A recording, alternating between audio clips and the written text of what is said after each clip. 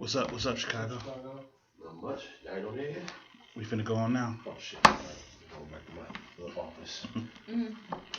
Hey, man, Check 1, 2. We about to get started. That church. That church over there. What? They had the little kids in that bathroom last night. I went in there. They filled all the toilets up with paper towels.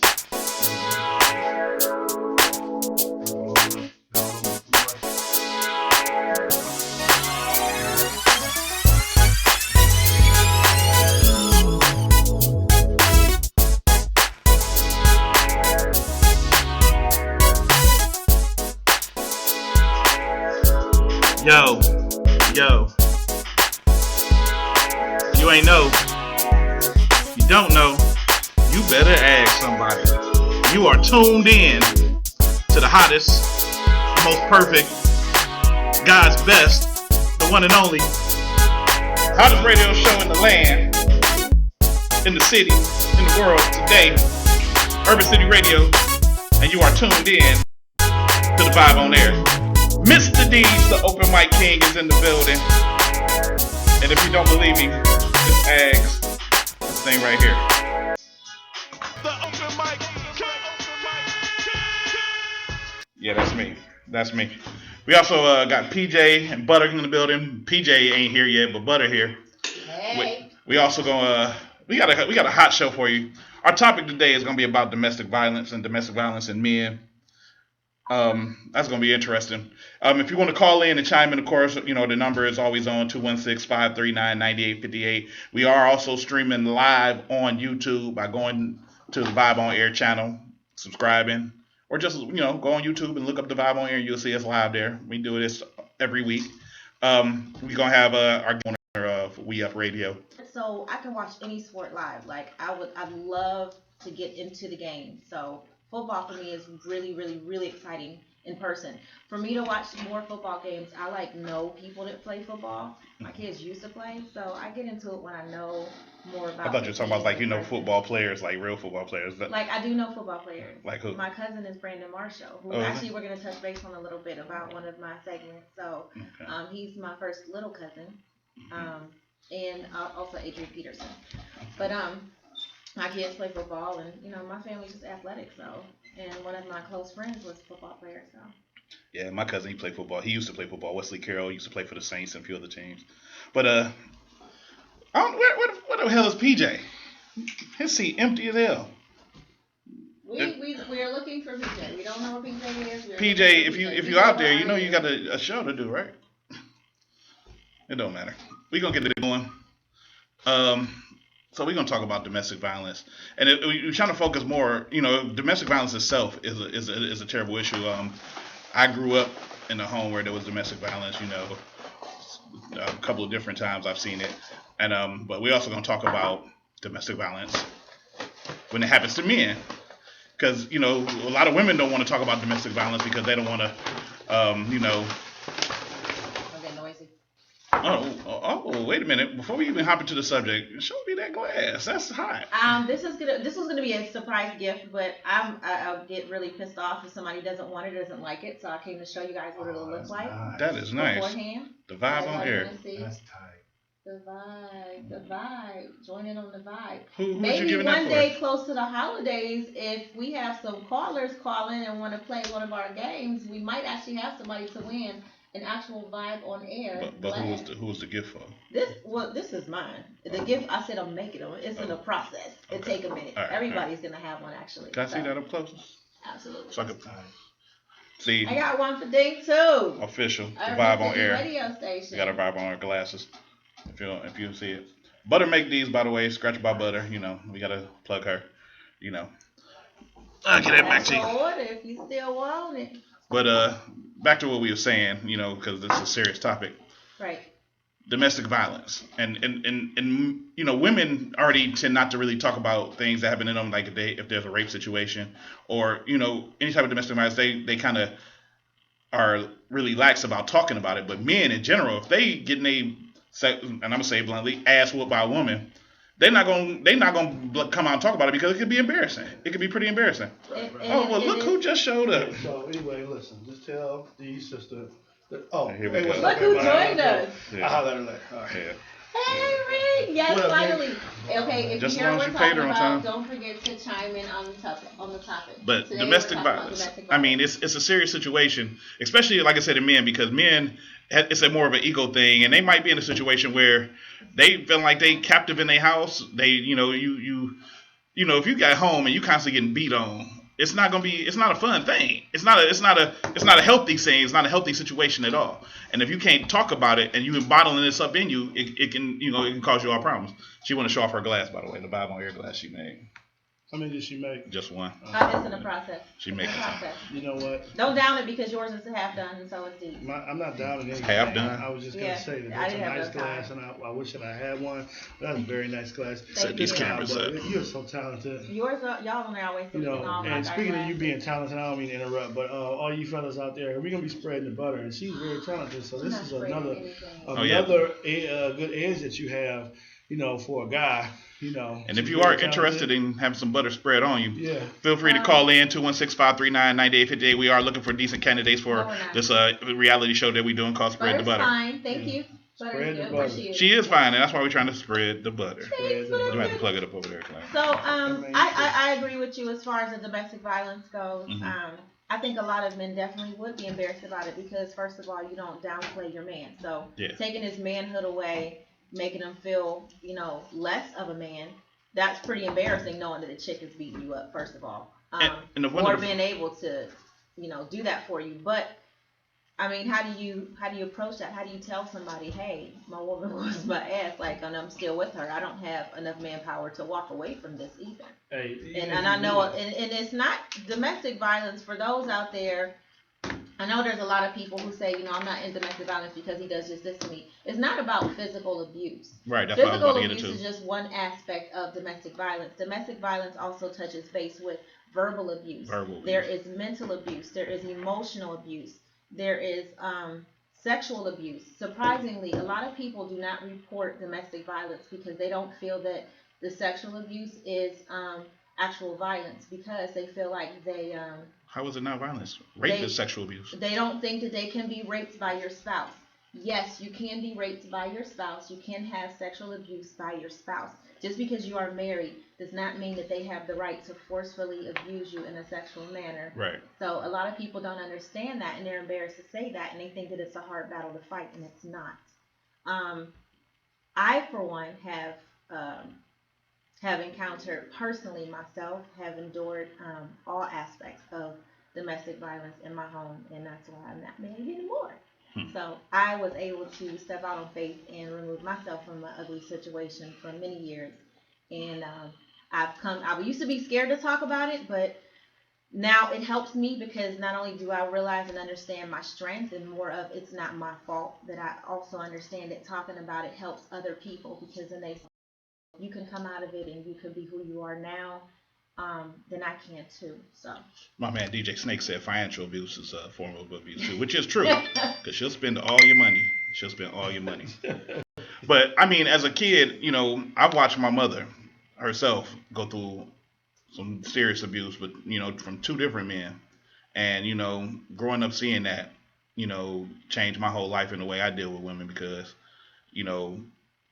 I couldn't want to be the person that treats a woman that way the way these two men did my mom. And at the time when it was happening, of course, I was a kid and there was nothing I could do, Right. But it was funny because even my brother bumped into one of the guys she used to date on the bus, and he kind of talked to him like, "Hey, are you grown up?" and all this stuff. My brother was ready to murder this dude.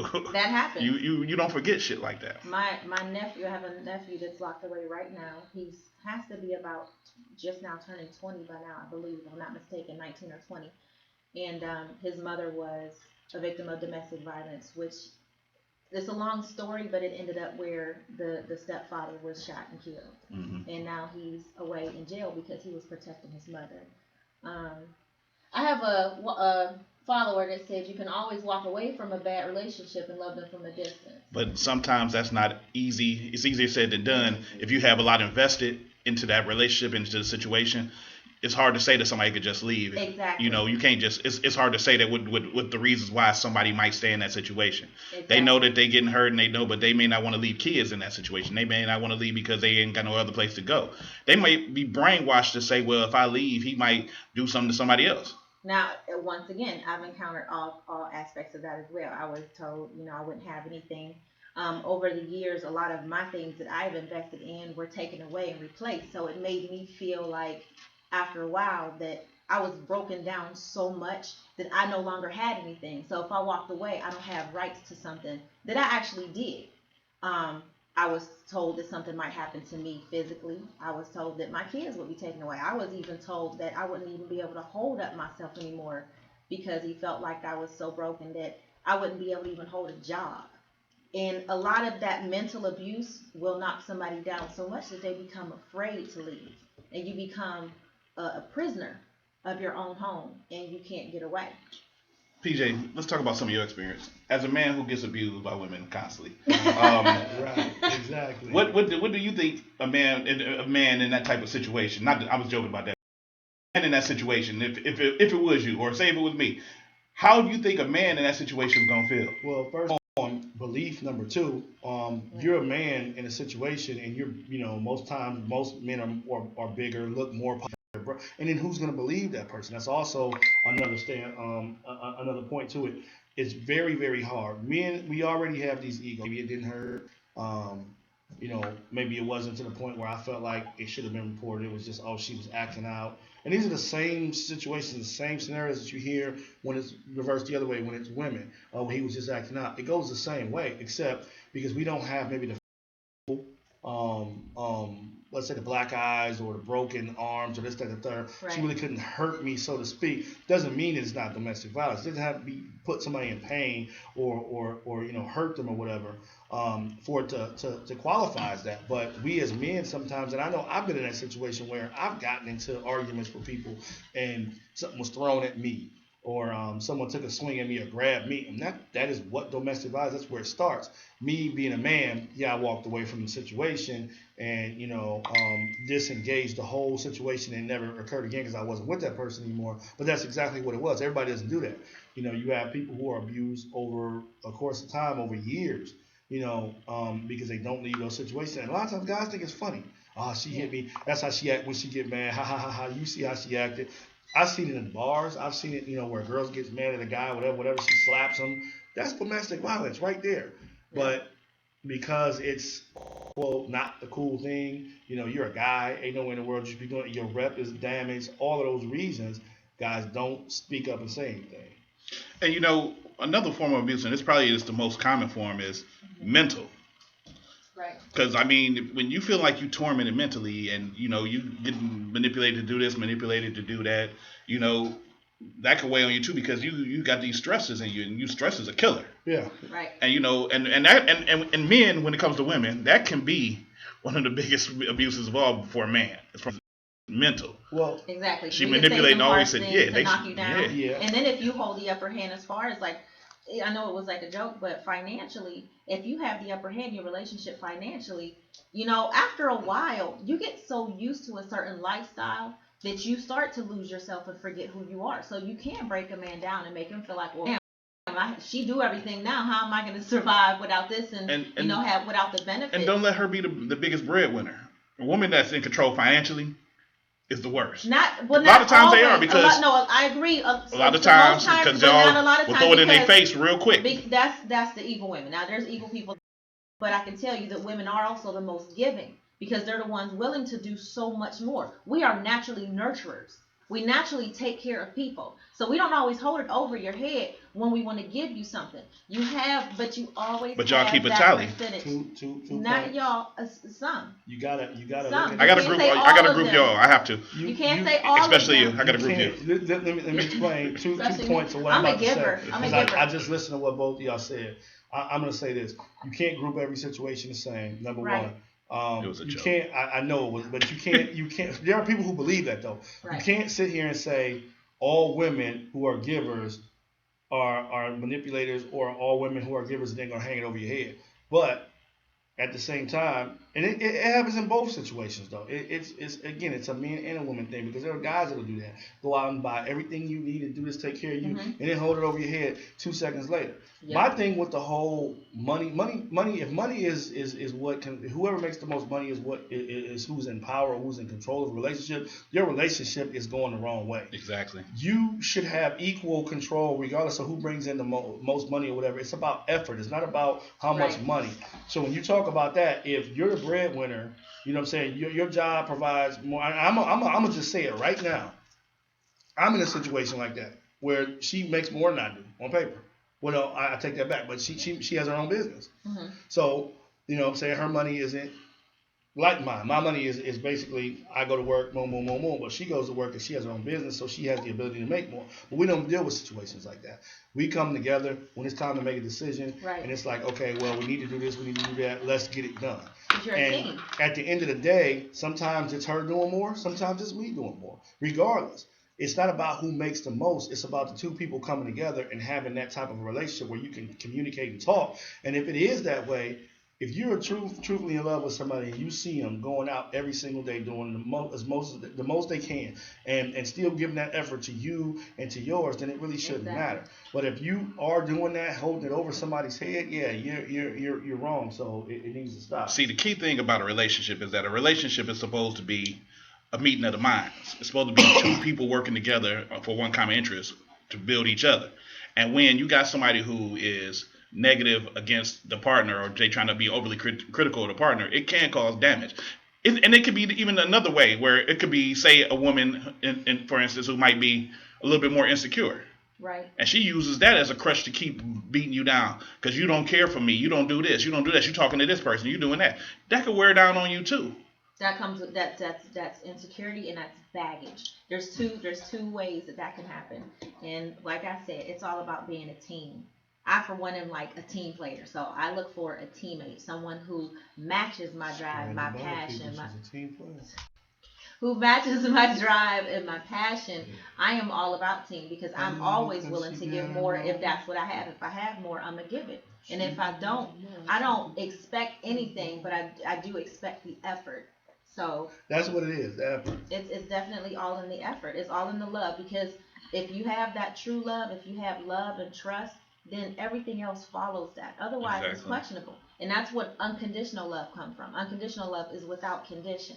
So it's not about who's stronger, who's more powerful, who makes more money, who's bigger, who can do more. It's all about y'all coming together without condition because you love this person. So everything should fall into place. You should never downplay anyone.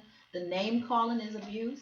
You know, after a while, like that tears a person. Now it doesn't matter how strong you are, how much confidence you have. If you're being called, you know, assholes every day, or this, or this, and this, That's not familiar. My dad called me asshole every day. That you after a while, even though outside you may look more confident, inside you are broken down, and you know that's definitely abuse. Do we have any numbers for like any crisis hotlines or anything? I know we said we was going to get some. I'm gonna pull them up, and I'll shout them out a little bit later into this segment because I didn't pull them up. But I wanted to say something real quick. When you talk about the emotional part of it, so there are people who they lurk and they lurk and they seek out people who are weak. And the reason that they do that is because they know they can control them. So wherever your weakness is, they're going to prey on it, whether it's emotionally, whether it's financially, or both. And a lot of times what happens is they get these people and they say, yeah, you know, I like you, and they get into this relationship, and next thing you know, it becomes a controlling situation. Once you get in, now it's like, okay, I've done so much for you, and I did this for you, and now I'm the controller. So it's like I moved you into my house, you know, and I have these expectations, and if those expectations aren't met, well, this is my house. You know what I'm saying? You don't have nowhere to go. I found you when you was in the street or in the gutter. And then the emotional side to it is what a person will do to you is they break you down and build you back up the way they want you to be. Okay, so I made you. They break you down, they take away all your strengths, and then everything that you become after that is the person that they want you to be. They mold you into a person that wants you, to follow them, to do what they want you to do, and do those types of things. And then when that doesn't happen, that's when the abuse, and abuse is part of that. Because That's a profession. That's a profession that does that. Yeah, they'll put their hands on you. They'll do whatever it takes to break you down. And the minute you think that you got something going on, if one of your girlfriends or one of your guys come over, man, you doing good, this and that, oh, man, they lying to you. You ain't doing nothing. They just trying to tell you that. All those words and everything. And when you hearing that constantly, and there's nothing, it doesn't matter what you do. You can make the best dinner in the world. Yeah, well, I had better. Right. I didn't want that. All those things emotionally and mentally will break you down and make you feel like you're not a good enough person, and then you'll seek out all their good attention. So everything you do, you're trying to please them, and the least little bit they give you, oh yeah, that was nice, and you're so happy, but you still didn't do that like I told you to do it. It's always one of those situations. So. And a lot of times that's where you ever run into someone, like I know a lot of men say, oh, women don't know how to take compliments. Or a guy, I've known a lot of guys that do not know how to take a compliment. Like they really down themselves. It's very unattractive. And they say, like I'm not all that cute, I'm ugly. But what you don't know is somewhere in their past they may have endured this type of abuse where they were told that all the time. It was a long time before I could even step out and dress up and even feel like I was anybody. So that's definitely a form of abuse as well. Some of the other things that can happen from abuse is people who keep this stuff bottled in and keep it stuck inside, or they've lived through it. They have post-traumatic stress. They have nightmares over it. They can't be in certain situations without having anxiety attacks. So whether it's physical, whether it's mental, whatever it may be, you need to be I'm stuttering again, but you need to find help. There are places you can go. We're going to give you a couple of names and numbers if you need some help. We're going to talk about this subject throughout the show, even when our guests come. Feel free to call in and tell us your story, 216-539-9858 if you're a survivor of it. Like I said, I grew up watching my parents go through it. It's a rough thing. It's a rough thing. And if you have a situation where you need to air it out or get it off your chest, feel free to call us and we will talk to you. And if we need to help you in any way, we'll try to figure out a way to help you. We're going to take a quick pause for the calls real quick. This is The Vibe on Air, Urban City Radio. Mr. D's over Mike King, PJ Butter. Our guest in the studio today will be author Tito Bradley. We're going to have Jay SAXX. And we're going to have a call in from my man, Reggie Clemens, Mr. Nice Guy from The Plug. He's going to do an on-air interview. He's getting ready for his show tonight, but he wanted to call in and chop it up with us. I did an interview on his show twice. And we're going to just talk to him about his shit. The Vibe on the air. Live. Let's go. Don't go anywhere. We're taking a quick break. We're talking about domestic violence. So if you experience domestic violence or help someone going through domestic violence, or you've been able to see some of it and experience it through watching someone else. You want to check it out now? You want to start?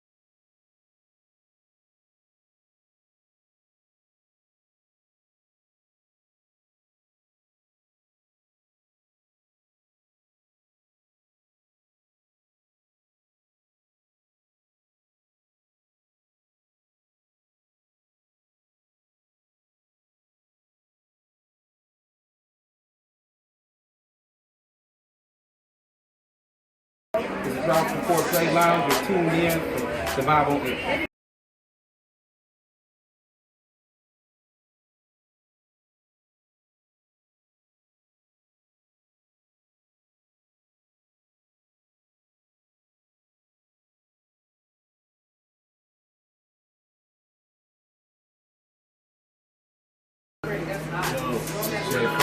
Tuned in to the Vibe on Air.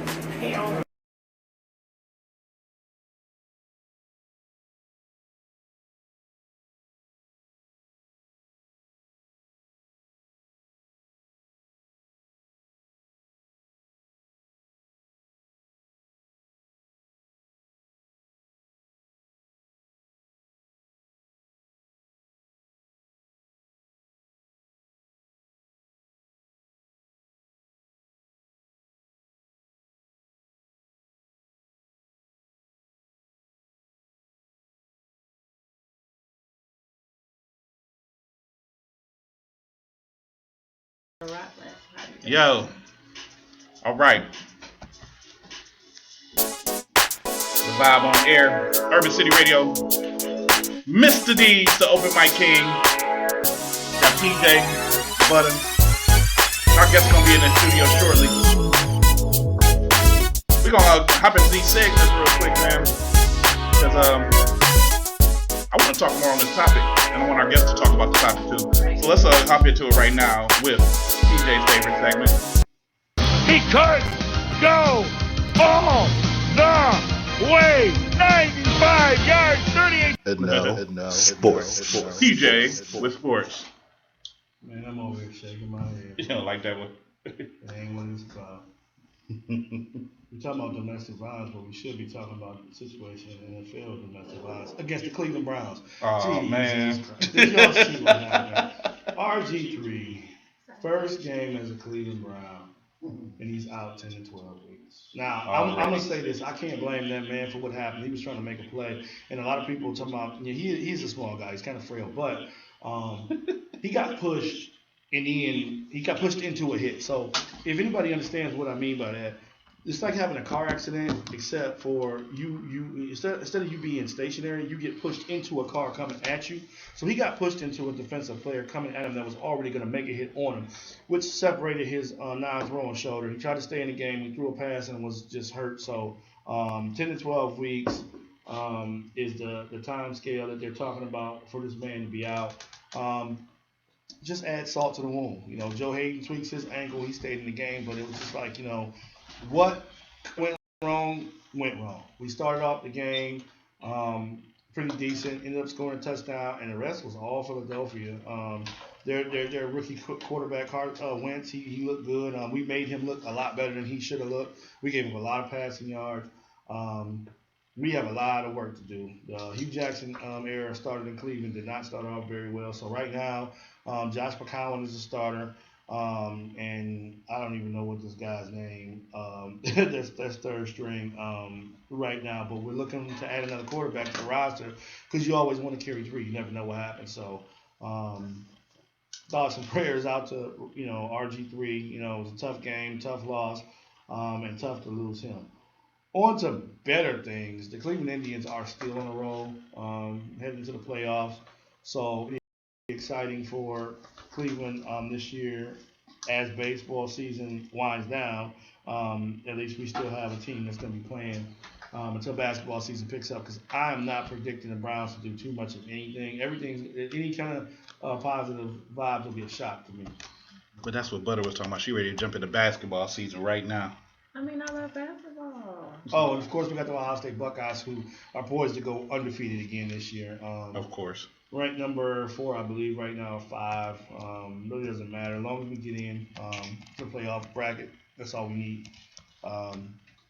So, yeah, that's pretty crazy. Cool. One of the things I was looking at, too, Vegas is pushing forward this plan to build a stadium for the Raiders. So it looks like in the next couple of years, the Raiders may be relocating. As you all know, Los Angeles just got the Rams back started this season. So it'd be interesting to see Vegas having a sports team, a national football team in Vegas would just be the ultimate for that city. You got everything else there. What else do you need? Sports teams. So if that does happen, I could see, it'll be a really big deal. So we'll keep our eyes on that. That'll be big as far as gambling, bookmaking, and everything in Vegas. To have it sitting right there, oh yeah, definitely, definitely. So we shall see. Antonio Brown twerking. What's up with that? Seriously, dude. I mean, I heard the celebrations and everything like that on the field, but first off, no man should twerk. I'm just gonna say that. I don't care who you are. If you were born male, no matter what you feel like you are and whatever way you swing, do not twerk. Let the white dudes twerk. No, no, man. No, leave that for them. They'll walk down the street twerk. Let them silly motherfuckers do that. And he also got fined for wearing blue That was cleats. I mean, that's something that he probably knew. He got fined for the twerk, though. He should have got fined for the twerk. And all you guys out here who are interested in as we spread the butter, do not twerk. You will not win. Yeah, she won't let you spread nothing. Yeah, if you're twerking, don't twerk. Again, interesting start to the NFL season. It's very exciting. We had some really good games. Unfortunately, the Browns weren't in one. Like I said, I'm going to be watching all season long because it's what we do here in Cleveland. We're diehard fans, but man, oh man, it just sucks when you lose, and we lost a lot of different ways on Sunday. Man. So, basketball season will be coming up soon. Training camp will be getting ready. I got a concern though, like I was talking about when the Olympics were playing and everything like that. I'm concerned about Kyrie's health because of how the lack of rest that he's got. Not 2 seasons, but we did go to the playoffs deep into the last season. Actually, take that back. Kyrie played took deep into the last season when we didn't win the championship. He got hurt in the finals. Sat out a major portion of this past season, but again, a deep run into the playoffs after being injured and then playing the Olympics, winning the gold. Now you're going to come back in a month and a half later, you start a training camp for another 82-game season, which we expect you to be, primarily a part of most of the way or all of the way.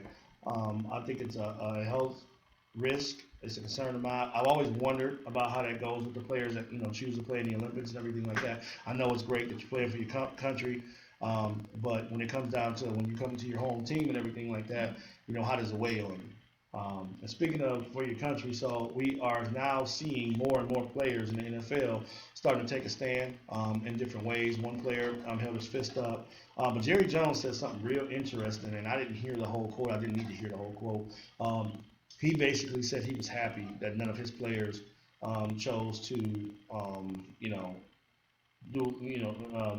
basically sit or not stand during the anthem.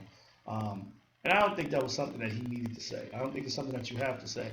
And I don't know if he meant that in a negative way. He could have possibly meant that he just didn't want the attention on his team. But I don't think you need to say anything. If you're not participating in it, just shut up. Don't say anything.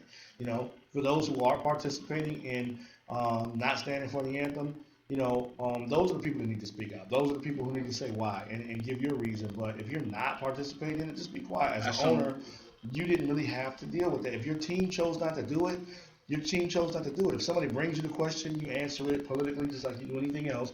But he made it a point to say that, and I think it was just wrong. It was no room. I think he just wanted to be seen. He wanted to say something that he thought might be newsworthy so he could be heard. He didn't really have to say nothing about it. But he could have been supportive without actually physically doing something. I mean, I think what was trying to be done has been started in the proper way. So you may not need to continue to do it. Jerry Jones does not need any reason to get press. Trust me, that man is a multi-billionaire. He owns the Dallas Cowboys, richest franchise in football, the most storied franchise in football, in my opinion. He does not need any reason to draw attention to himself. If he wants attention, he just step outside and say, "Hey, I'm Jerry Jones, and there's cameras." Right. He sneezes, he gets attention. So I just think that with everything that's going on, it was an unnecessary thing to say. And then in the NBA, Oladipo, the guy who plays for Orlando, said NBA players will protest. So he's already saying it's going to happen. The good thing is that we don't have there's no repercussions. The players haven't been fined. No one's stepping in trying to suspend anybody. The NFL right now is handling it with tact, in my opinion. They're watching the scenarios and just making decisions as we go along. And again, I still support him. So, with that said, that's sports. All right, PJ, appreciate that, bro. Nice. All right, we got to go on to our next segment real quick. By the way, Tito Bradley in the building, Author Tito Bradley. What's up, Square? How you doing? What's going on? We're going to talk to you in a second. We're going to pull you over here in a second. We got to get these segments out the way. But it's time for a little bit of... Oh my goodness. If it isn't Linda Miss Attitude. She Russian. Girl. Ain't nobody got time for that. I am not the one, boo-boo. You said what? Pull my baby. The ratchet nose. It tripped me out every time I hear it. The Ratchet News. In Ratchet News. And this is... The last week was crazy. The one last week was crazy, but this is stupid. Dude in Florida, and his name is Jeff Gaylord, 37 years old, went to a Jacksonville sheriff's office and turned himself in for killing his imaginary friend. He said he stabbed. Wait, stop. Did y'all hear what he just said? He killed his imaginary friend. When? He turned himself in for killing an imaginary friend. His friend was named Happy Gaylord. And he cut up the body with a he cut up the body with a hatchet and buried it in the backyard. Did they make sure he wasn't like imagining this and then actually cut somebody up? That's what. Who? Who? Anybody missing? Any Gaylord fans missing? Hold on. Wait a minute. He said he wanted the death penalty. He said, can he have the death penalty?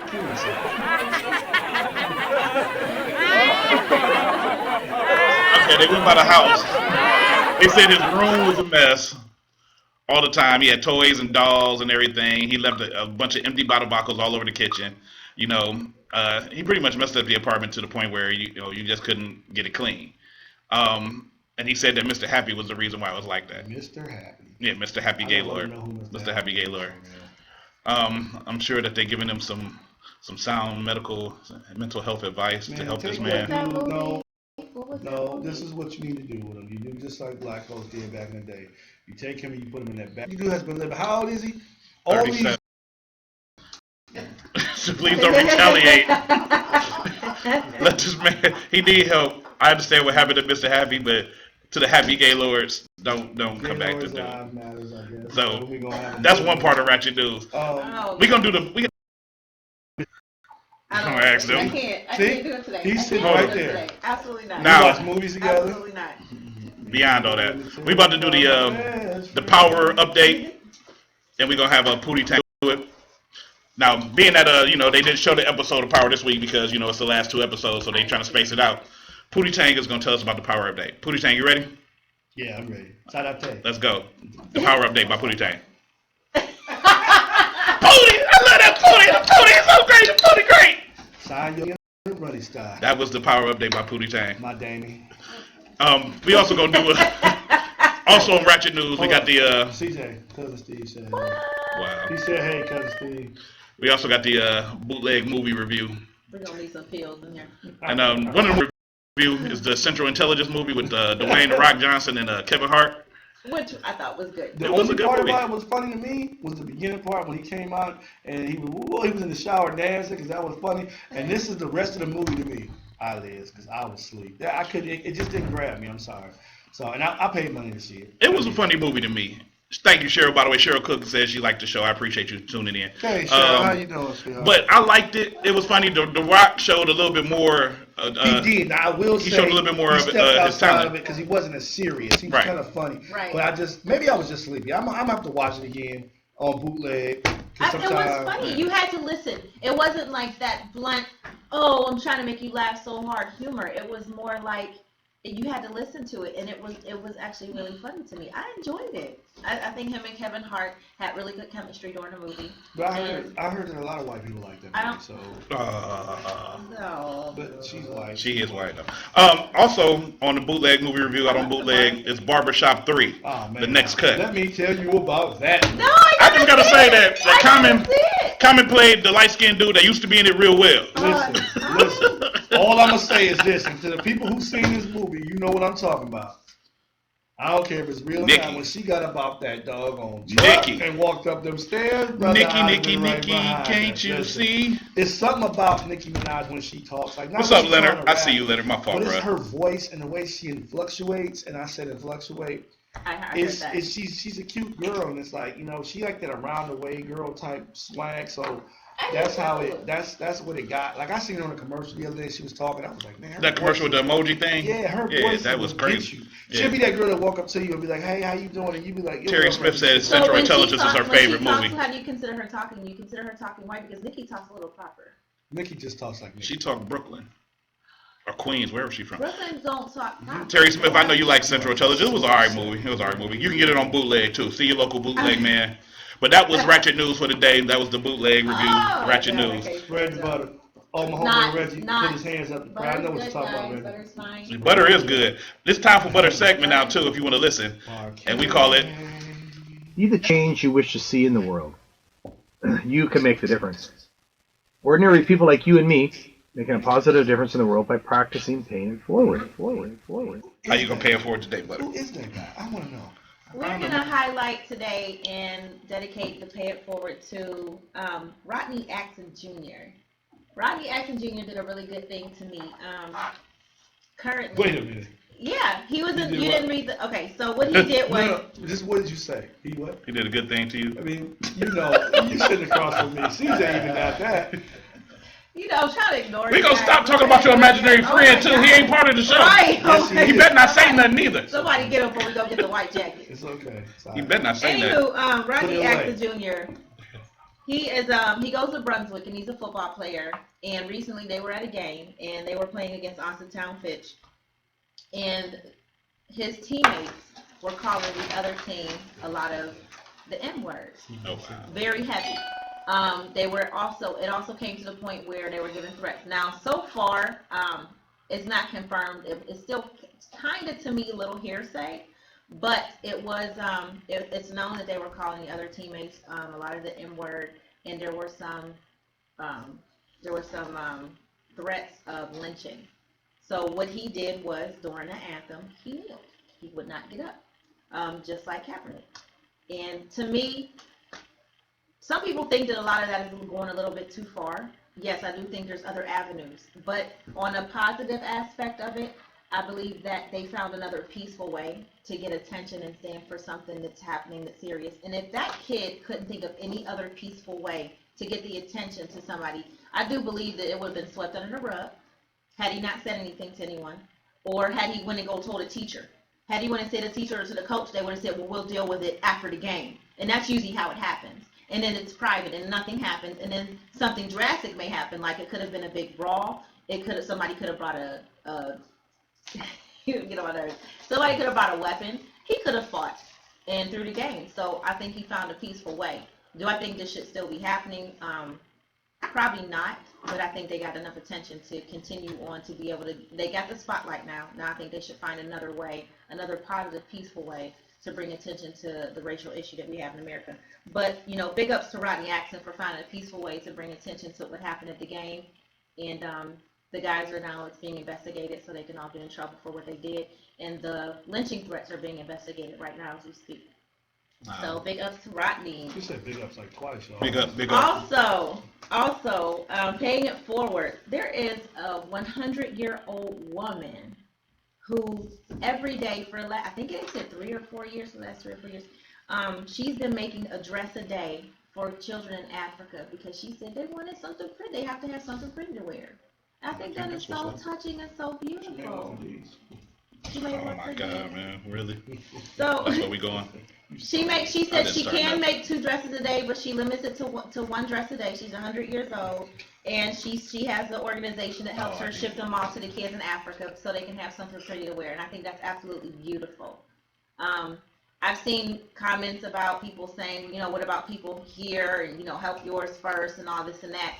I don't think it matters. I think the fact you're doing something positive, start something. If you don't like what she's doing for people in Africa, then you need to get up off your butt and do something yourself for the children here. But as long as she's doing something positive, she's changing one life at a time. She's definitely paying for it. She's definitely getting blessings. So if you don't like the blessings she's getting, go challenge her and do something yourself. And I appreciate your dedication to, you know, because you like to talk a lot about helping black children, being that you're a white woman. Yeah. So it's like, you know, it's like you're a missionary. Mm-hmm.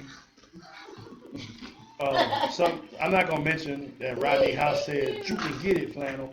You can get it flannel. It is pretty simple. But, What's up with it? So that's what we're doing. There was a little group that wanted to donate some money. They gathered some donations, and I think they could have left us out, but they gave her $300.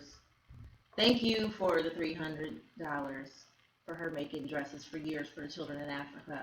Could they have done better, in my opinion? Yes, but you know, a good deed is a good deed. You know, They sure is a good deed. Every little bit helps. A group. A good deed is a good deed. You know, if 500 people gave $1, you would have 500.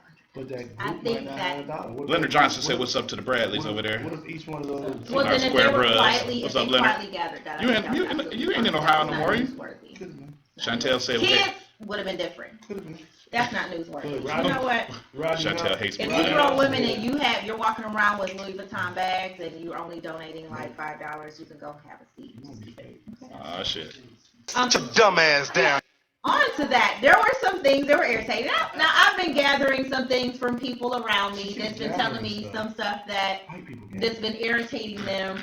So I figured I'd just mention a few things that people have been talking about. Now this is coming from some bartenders that have been a little bit irritated because I do hang out in bars a little bit. A lot. So we rented a few seats for Ritter Center. We just want some people to have a few seats. Dumbass down. To all those men that want to come talk to you in the bar with the real stanky breath that burn the back of your throat that smell like old ass and armpits, I need you to actually Dumbass down. the rest of the night. You only bought me a drink, bro. You do not need to talk to me the whole night and put me on lockdown. You're not my man. Dumbass down. To all the ones, the guys that need to count their money like this because they have a whole wad of singles, you are not a baller. Stop it. It's not Dumbass down. And to the funny guys that come to the bar and wear the same outfit, that's their Sunday's best, trying to match and coordinate those dingy ass outfits. We do talk about you. Go wash your clothes and find something else to wear. Dumbass down. And for that one friend that everyone has that always comes in the bar broke, but he's always kicking it with everybody and never has enough money to buy the drinks and always needs somebody to help chip in on the drinks. Keep your Dumbass down. reevaluate your life. You don't belong in a bar. Hey, Squirt! Dumbass down. That was on time. You gotta admit that was funny. That wasn't funny. It was just on time. It was just on I had time. to be DJ. Squirt in the building, y'all. Hey! Oh, you don't want me on your camera, really? I'm flipping it I don't want to around. be on your ugly I called camera. in. I said hello on Squirt's show yesterday, and she said, because she had a big head. So, Squirt, say hi to She CJ. do got a big head. Squirt, Don't say hi. that. He better not say No. nothing. Tell CJ No, not to say that's not shit. CJ. He's That's sitting not my CJ. invisible friend sitting right here. CJ, say hi. Please don't say hi. Are they serious? If he Yes. doesn't get, if you don't, he'll get up. You missed the news. Oh, and Oh, they yeah. did. So Leonard said he here next weekend. What's up? you didn't hear. I'm off this weekend. That's all. Thank you very Thanks much. for talking to Tito through my phone, Leonard. I appreciate that. Oh. I think the room Why is don't you full. call They in? can We got a all call in number if you want to talk to Tito in a minute. You were drinking this for like. We are about to take a quick pause for the calls real Who quick. brought me a drink? Boot cut. Will. And Rodney said, This you is- can get it, Flannel. The Vibe on Air, Urban City Radio. When we come back, we got my man. He in the building. Tito Bradley.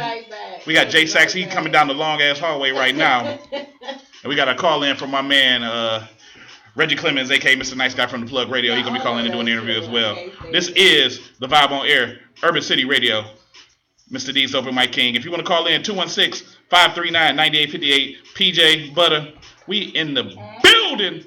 Literally, we in the building. That's true. We are in the building right now. Now y'all ever have it so bad you try to blow the smell back out? I don't know it what just she won't talking leave about. your throat You gotta when hold they your breath nose. She smell. swallowing They people be like, bad breath when she you be talking to trying to people. blow it out like- That's Like a weird. hookah.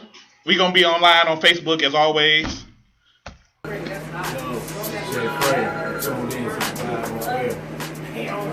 What is he doing? I don't know. You That was ever a notice commercial. that? You see his flavor? Like white people say stuff like gather, and she said it No, like 3 Squirt. I times. mean, Gather. they- Gather. Only white people gather. Black folks get stuff. Yes. We get it together. White This show people is gather. crazy, just so y'all know. White people gather. What's happening? You already know what it is. BK Watson. You tuned in? Oh, I got some of my bad here.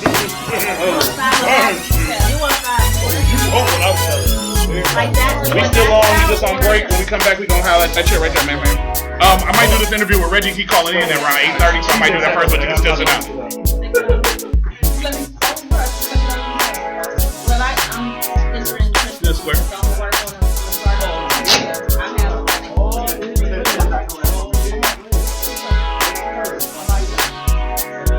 I beat that, man.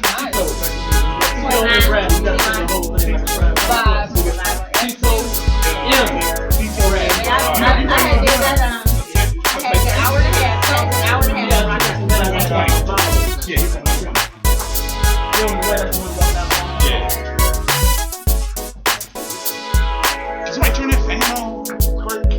It's hot as hell in here. I didn't say you did. I'm paying you, so you must. Am I paying you though? Am I paying you? Do I pay every month? I just asked you to plug it up. You ain't gotta get smart, jerk. Yeah, that's why I was putting it on him. Get him! Yank your soul in out. Sell it. For cheap. And I'm gonna sell it for cheap like it looks. What's up? What's up? DJ got my back, so I ain't worried about this. Hey, DJ. Oh, we still.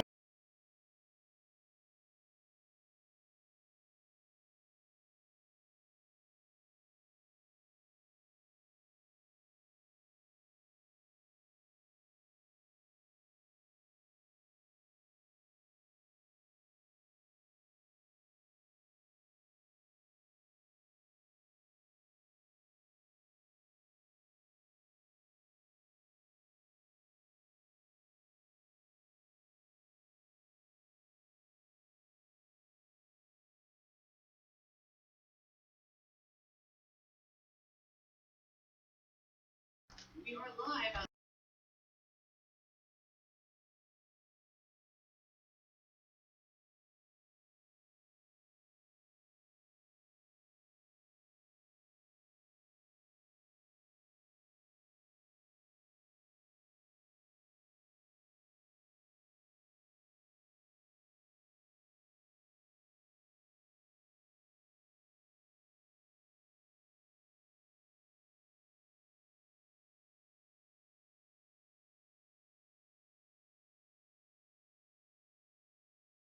I usually do Check 1 2. The vibe on air. Urban City Radio. Mr. D's, the open mic king. PJ, Butta. If you want to call in and talk to any of our guests, call in 216-539-9858. Hey, D. Yes, sir. Every time I see Butter, I be like, You be like, what? Not nice to her. Oh, Butter. how'd you go? That's my favorite song. And we got a couple of guests in the studio right now. We got my man Tito, M. Bradley. He wanted to say the whole name, but we got to do this phone interview real quick, and I'm about to set this up real quick because we got my man here, my homeboy. He on the phone line right now. His name is Mr. Nice Guy, Reggie Clemens. What's going on, Reggie? We can hear you. Yeah, I got you. What's up? What's going on, Reggie? How you doing, man? Hey, man, I'm good. Yeah, let me get this done now, man. Hey, Squirt. Hey, baby. Squirt don't normally be here. She just in the way right now. Oh, okay, that's what's up. That's what's up, man. Thanks for having me, man. I really wanted to fall through, but I had to help my partner in crime shoot a move. He ain't had nobody else to help him, so I had to help him. But I definitely wanted to, rock with y'all. I appreciate the opportunity to rock with Urban City Radio. You know what I mean? For real. But we like you. We appreciate you coming on the vibe on air. Shut up! I know I stutter. My co-host, man, he get on my nerves. But I've been on your show a couple of times when you was on No Static, and now you started your own. You and your partner, you got a We Up Radio. What's going on with that? Man, we've been blessed, man. We've been really blessed. We up to about 6-7 shows. We got about 3 to 5 more that's in the queue trying to come on, man. We just been really fortunate to rock with some committed people, and it's been going good, man. It's been going really good. That's what's up. Tell us about the plug, man. What's the whole concept behind the Plug Radio Show? Well, we came up with the plug, man. We just wanted to do a diverse show where we'll be able to talk about, real issues and still have fun with shenanigans, you know what I mean? We didn't want to be, all serious. A lot of people, they have, quote-unquote conscious shows where everybody's all serious we're all drinking the alkaline water, we're vegans, and to the people and shit like that. We're real people, man. We try to, give people information that they can use that they need to know about, give real takes, but, at the same time, be authentic with it. So, and not be all, uptight and,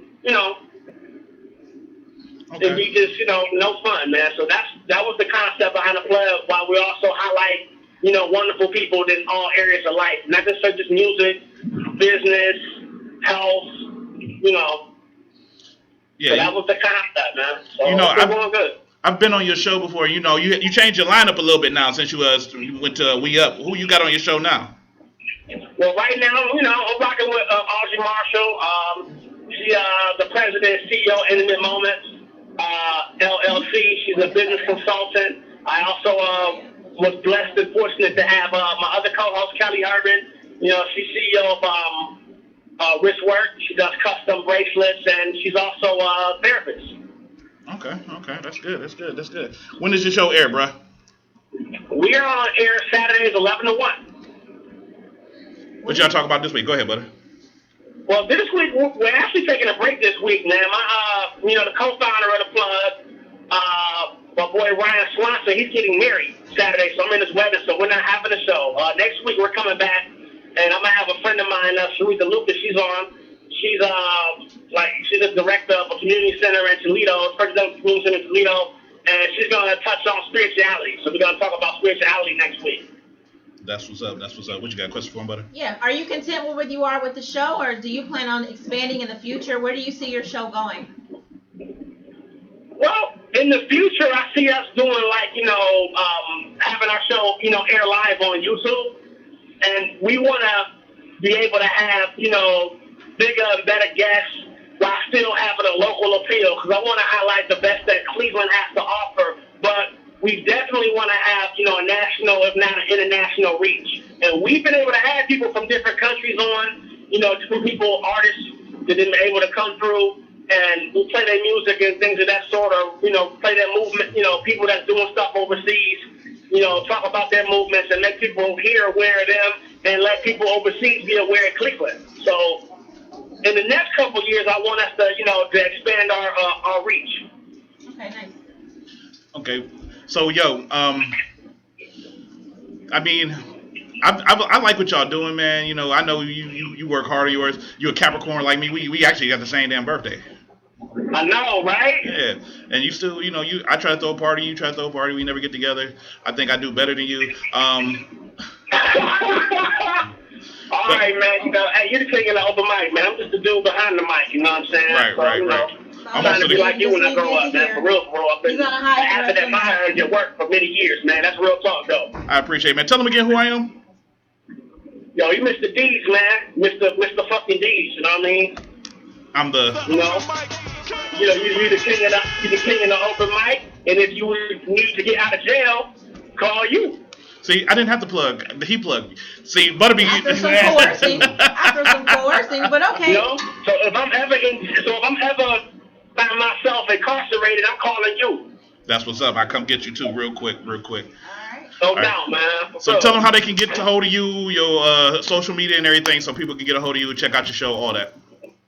All right, well, you can get at me at The Plug Radio 216 on IG and Twitter. I'm Mr. Nice Guy, MIZTA, NYCEGUI on Facebook. I also, when I'm not on the radio, you can get at me for all of your insurance needs, whether it's life, health, auto, home, renters, 216-925-6577, licensed in over 35 states. So, if you, whether you're local or if you're national, I got you. That's what's up, man. Appreciate you calling in, man. Thank you so much. No doubt, man. Again, man, my bad I'm not far through the studio, man. I'm going to definitely come through whenever y'all want me to come through, man. You know what I'm saying? It's all good, man. I'm going to just see you in the street and swing on your ass. No doubt, man. It's definitely going to be a fight, but I'm going to hang up on you now. Peace. All right, man. I'll be easy. All right, man. Be cool. That was my man, Reggie Clemons, Mr. Nice Guy on Facebook. Check out his show, The Plug, every Saturday, We Up Radio. Now, in the studio right now, we have and a very accomplished author here. Uh-oh. How many books you got down now? I have 2 and 1 en route. October 28th will be the release of my 3rd self-published book. Ladies and gentlemen, allow me to introduce to you author Tito M. Bradley.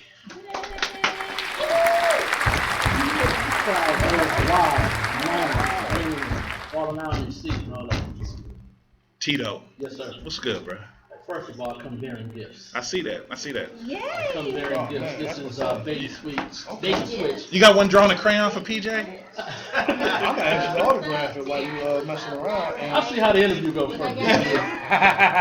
What's going on, everybody? That was my that was released in 2013, and the next book will be out October 28th. It's been 3 years. The wait is over. That's what's up. And this one is called Bait and Switch. Yes, sir. So is this like a true story? No, actually, it's all fiction, but everything in the book is based in Cleveland. Okay, that's what's so, up. As you read the book, you're going through St. Clair. I like how you can picture everything that happens. And, the sky in front of the book is in Cleveland. So there's a bank robbery downtown. It's everything you want. Hustling, it's a love story, some, twist in the end. You're going to laugh, you're going to cry, you're going to get mad, you're going to know somebody in the book. I know somebody just like that. So that's what's happening. You see how D's just trying to get you, right? He said it's based on a true story. He's trying to get you caught up, man. You know what I'm saying? Well, I get that a lot. A lot of people say, "Oh, this is you." Like, no. I ain't gonna tell him what you do for a living because he don't know. So he work. He'll see out. I'm just saying, that don't mean, you know what I'm saying, you wasn't trying to catch him up. It ain't like them dudes from, what's that movie where the cops tried to rob everybody? 999, he ain't one of them dudes, man. I'm just saying, you was trying to. A long time ago. So have you always wanted to write? When you were younger, did you read a lot of books? What inspires you to say, you know what, I want to put this in a book, I want to write a book? No, honestly, about 2004, 2005, I was in a roundtable discussion with some of my cousins, friends. We were talking about relationships, and I said, I'm going to write a book. And everybody was like, you need to write a book. I said, I'm going to write a book. So I started interviewing people. I had a list of questions, and I started interviewing different people, and I asked them the same questions. And so my first book was called We Got Issues, a Conversation About Black Love and Relationships, and that was released in 2009. And of course, it did very well. In Cleveland, and everybody who said you weren't going to do it was like, wow, you did it. You took all our conversations and put it into a book. So while I was on my first book tour, I ran into a classmate at a book signing. Her name is Deneen Hale. She's actually from Cleveland as well. She had a book called Possession. And I read that book and it just captured. It was based in Cleveland. So we both went to Shaw. Shaw, at least you know what it is. I went to Shaw. So for one day. 6 seconds, man. Hey, it counts. It counts. Glenville. I went to Cleveland High. Yo, I was a cheerleader. I represented for a whole year. Hey. Don't take that from me. So you white. Actually, she just claimed everything. after reading, She a Pittsburgh fan too, so her taste is terrible. It's called loyalty. Are you serious? A lot of people have here in Cleveland. Loyalty, hello. Bandwagon, I am not. So after I read Possession by Deneen Hill, I was like motivated to write something else. And I said, I want to write something like this because it captivated me, and it was based in Cleveland. So as I was reading the book, most of urban fiction books that we read were New York or California. So you don't know the streets, you don't know the people, you don't know the lingo is from New York. We're not from New York, so we don't talk like they talk. We don't, I feel that kid. You know what I'm saying, God? Don't be one of those. You can have a seat. Don't be one of those. I said, I'm gonna write something like that, and I came up with my own storyline, and I just jumped headlong into Cleveland, and it's immersed in Cleveland. That's good. Magic City. Oh damn. Yeah, everything is in Cleveland, and then my next book is the same as well. So when you writing, I always have this question, like people writing books. How do you know when the book is done? Like you write this book, and I'm pretty sure you had to go through and cut and do this and write.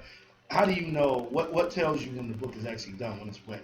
Actually, I write an outline, and even for Baby Switch, I knew the ending before I even started writing. I knew how I wanted to end. Okay. So I wrote to the ending. Okay. You know what I'm saying? Right. When I write what the book is going to be about, short synopsis. Did I say that right? Yeah. Short synopsis. Yeah. And then I create an outline for myself and write the characters down before I start even writing. These are characters. These is going to be their personality traits. Da da da da. And then I can write, and it's easy for me to follow my outline. And because these characters run around in your head, they can do anything. Right. So you got to control them. You got to manage them because she has to speak like this, and he has to look like this, and he has to, you know what I mean? You want to be consistent because people will call you and they're like, hey, I thought that. Yeah. You know what I mean? I thought he was like this, or I thought she was like that, or I thought he lived here, or drove that type of car. Okay. They pay attention. So that's how I keep. Let me ask you, you know, when it comes to writing, I know it takes a lot of thought process, a lot of time. You got to do a lot of research in certain cases. Mm-hmm. You ever had writer's block in any of these situations? Yes, absolutely. How do you work through it? Initially, you know, being self-published, which means I am the author and the business, I'm in control. So I'm not under pressure to write. So that's why it took so long. It's been 3 years. Right. And I started writing this, my reciprocation maybe 2 years ago. I think Bait and Switch I started writing maybe a year after my first book. So the ideas come and then I write them down. But when the writer's block comes, I leave it alone. Yeah, step away. I step away from it. The characters, they will come alive. You'll be in the shower, you'll be at the gym, you'll be riding down the street, and the idea will come up. And you know, sometimes my beautiful wife behind me, I wake her up 3 o'clock in the morning and say, hey, what do you think about this? And she'll be like, what? She can get on the mic over here. You know, you can sit down and have a seat and get on the mic. Right here. You know, what you don't get on the mic? And she don't want to sit down there. She don't want to do it. So she catches the brunt of it. Like when stuff comes alive, you know, we was on a cruise ship and I was walking, not thinking I was about to kill somebody. She said, what? I'm writing a book about a serial killer. Like that dude down in Florida. Yeah. Like Mr. Gaylord. Right. He killed Mr. Happy.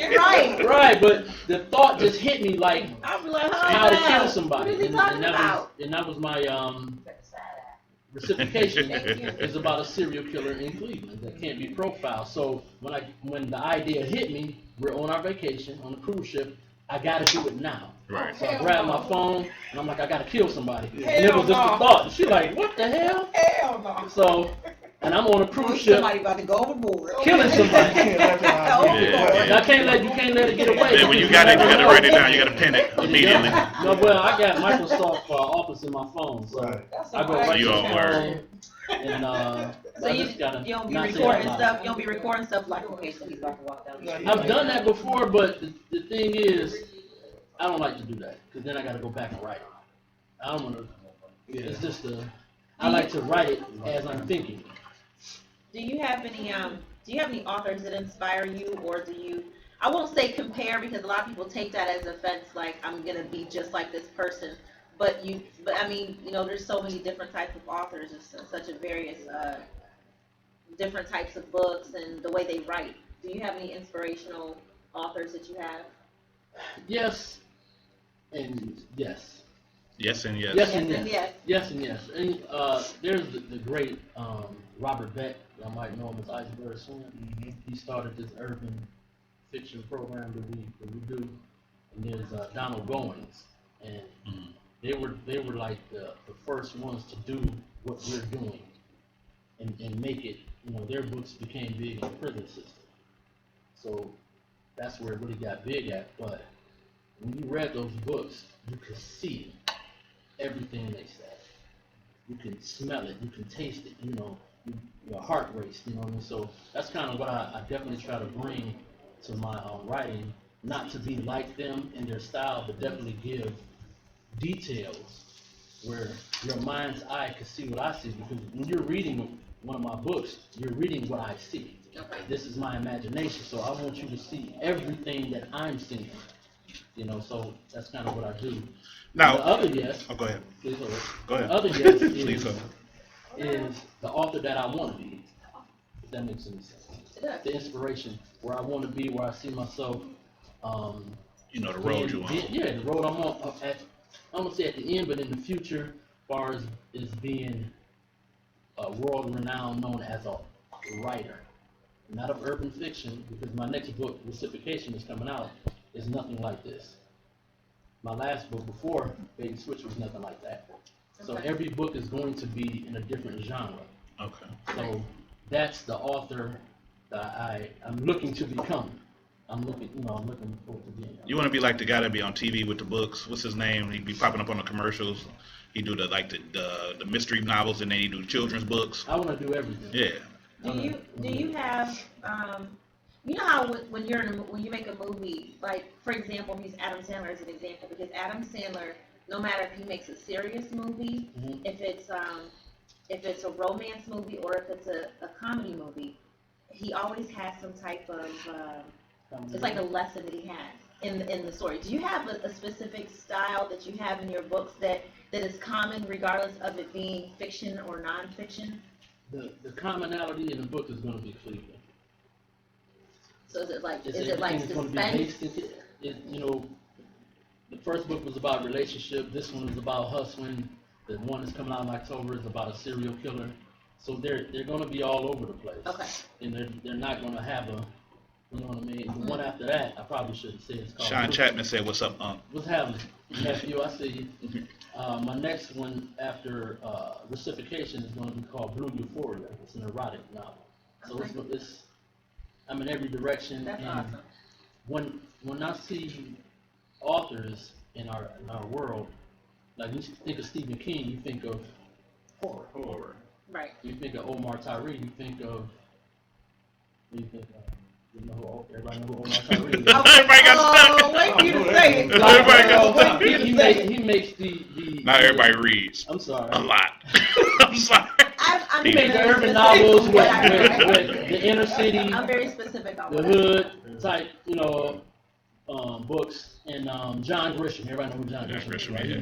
The attorney. But those guys, they make great books, but they're stuck on that one topic. It's like being typecast. Right. So exactly. So 5 years from now, 10 years from now, when you hear Tito and Bradley, you don't know what you're going to get, but you know it's going to be good. Richard Johnson said, "What's up, bruh?" Hey, how you one doing, more small question. Shelly Fannin said, "Hey, what's up back there, Maggie?" One more small question. Did you read a lot as a child? Yes, I did. Yeah, I did. And my mother read a lot to me. Had a stack of books, so, all the stories and all that. Was it hard for you to pick a book? Like, was there a certain kind, like, some kids can't get into books. And I'm trying to help kids that may be watching. I know sometimes my kids tune in and shut up. You sometimes friends with it's people, hard kids to on find. Facebook? Sometimes it's hard to find a specific book to get into that inspires you to continue to keep reading. Well, I think, for parents, I would say try different things. Try reading with them. Mm-hmm. Yeah. Different books, go to adventure. Some might like music or, building things. Or, right. Try, a bunch of different things. I was an only child, so my imagination was open to whatever, Imagination. Imagination was crazy. CJ, you said right. CJ. No CJ, but, CJ better not say nothing either. He better not say nothing. Let it go, CJ. But hold on, I want to ask you a question too, because time getting short. Redemption. You got a Halloween party and a book signing together. Yes, sir. This is October 28th at Valos. Reciprocation is the name of the book. And we're going to have a Halloween party / book release party. Yeah, so come with your best. Halloween, $50 to the winner. We're going to have a... That's all? No, I'm just playing. Yeah. Take your costume off. $50, that's more than you walked in with. Right. You're going to leave with more than you came. 50 extra. 50 extra. So we're going to have raffles, giveaways. The raffle works like this. When you buy a book, you get a raffle ticket. Okay. And then we're going to have t-shirts. We're going to have, candy bars, posters, all types of stuff, giveaways. And Rhonda Crowder from the Calling Post is going to be the host. Rhonda, what's going on, Rhonda? See, that's how you do it, man. Yeah. You have an event, and you have stuff for people. So it's like you buy something, and you get a chance to win something. Some people have events and don't have food, they don't have nothing. Just show up and come and donate. That's crazy. Ask, like, do I get a drink? Can I get some water? Right. And I'll be already drunk by the time I get there, so I got to feed it. We're going to have a great time at Valos, October 28th, 8 o'clock. D. Hawkins is going to perform. Oh, yeah, D. Hawkins. Yeah. He was on the show before. Shout out to D. Hawkins. Whenever I move with Cleveland. Actually, What's up? Rob Frost, he did this book cover. Oh, that's Frostbite. Frostbite, yeah. He did Big this Frost. book cover. He helped me on. Shout out Frost. Right. I think you still owe me some money too. It's all about these. It's all about it. So, Really? Anybody in Cleveland will be at Valos on October It is about 28th, and it is going down. So I got one more question for you too. I know, but I can ask me the I question. know he was like, You know what? No, I got all night. Well, I ain't got to work for 2 hours. We were talking about domestic violence. That's our subject for today, and we wanted to ask. You're gonna ask each guest. I meant to ask Reggie, but I got him off the phone too quick. We put you on the spot. You supposed to be talking about No, my next book. we talked about your book. We still talk about your book, but this is an important subject as a My man. next book. You gonna write it? It is. It's about a serial killer. Okay. No, But go ahead. it's about we talking about men situations and domestic violence when men have been abused in a situation, whether it be physically or mentally. Yeah. One, have you ever experienced it? And two, how do you feel about a man? Because a man is probably not going to say too much about it because it's an ego thing more or a masculinity thing. Tell us your opinion on it. Well, my wife abused me on a regular basis. I feel safe to say it now because I'm in a room full of people. She won't let me eat her food. She gets violent. Oh, we got it on camera. We got it on camera. You got it here first on the Bible here. He got his ass whooped. Honestly, abuse is wrong no matter where it comes from. Right. And of course, you would think some people don't want to speak about it, but that's any abuser or person who has been abused don't want to talk about it. It's not about masculinity because it's embarrassing if you're a man or a woman or even a child. It's hard to pull that out because you feel. I'm assuming they feel defenseless and ashamed that they allowed themselves to be abused, or they haven't spoken out about it yet. And of course, I heard, I was listening on my way down. Right. There's different forms. There's verbal abuse and financial abuse, and then the sexual abuse. And the sexual abuse people don't think about is even in married withholding. That's a form of abuse as well on either side, men or women. So abuse can come in, all different forms. Stop abusing people, y'all. Right. Yeah, really. Abuse people. And we still coming up with these numbers for these different call places. I got one right now. He got one right now. National Domestic Violence Hotline, 1-800-799-7233. Anybody that needs to reach out, if you feel like you need to talk to somebody, and it's not always going to be that person that's sitting next to you or person in front of you. You might be embarrassed. You might be afraid to talk to somebody. These people are not going to judge you. They're going to get you the help that you need. So again, 1-800-799-7233. If you know anybody who needs it, or if you need it yourself. Don't be afraid to get help. Talking about it helps. If you can't reach any type of formal hotline, call a family member, call a friend, talk about it, because the end result could be to you trying to take your own life because you feel like there's no other way to go, and we don't want to see that. That's the last thing we want to see. Tito Bradley, stay here, man. Tito M. Bradley. Tito M. Bradley. He Tito Bradley to me. That's my brother. I could call him. I call him TT if I want to. I ain't gonna do it. Social media that you want to shop. He ain't going nowhere yet. We gonna get to that. I'm gonna take this quick break and come back to him, and then Jay Sax. Yeah, we got Jay Sax right here. He right there. We gonna get to him. We got squares. It's the Square Nation. This is the Mason night here at the Vibe on Air. Well, Reggie wasn't the Mason, but this is the Vibe on Air, Urban City Radio. Mr. D is over, Mike King, Butter, PJ. We'll be right back in a little bit with some more Tito M. Bradley, the author extraordinaire, and my man Jay Sax, and CJ sitting over there. He better not say nothing. This is the Vibe on Air, y'all. Support.